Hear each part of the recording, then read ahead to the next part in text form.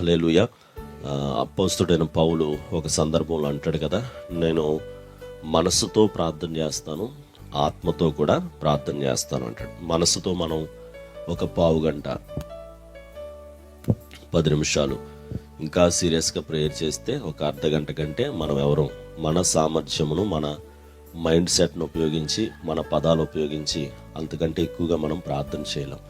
మరి కొంతమంది 6 గంటలు 4 గంటలు ఎలా ప్రార్థన చేయగలుగుతున్నారు అంటే, వారు ఆత్మ సహాయముతో వచింప సఖ్యము కాని మూలుగులతో వారు ప్రార్థన చేస్తున్నారు. రోమపత్రికలో వాక్యం ఉంటుంది కదా, మనకి యుక్తముగా ఎలా ప్రార్థన చేయాలో మనెవరికి తెలియదట. నిజంగా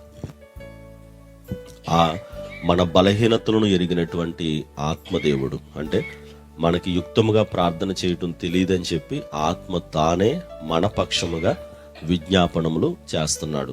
ఈ ఎవరి పక్షముగా దేవుడు విజ్ఞాపన చేస్తాడంటే, మరి ఎవరైతే దేవుని కుమారులై ఉంటారో వారి పక్షంగా పరిశుద్ధ ఆత్ముడే మరి నిజంగా ఆయనకి గనక మనం అప్పగించుకున్నట్లయితే మన కొరకు ఆయన విజ్ఞాపనలు చేస్తాడు.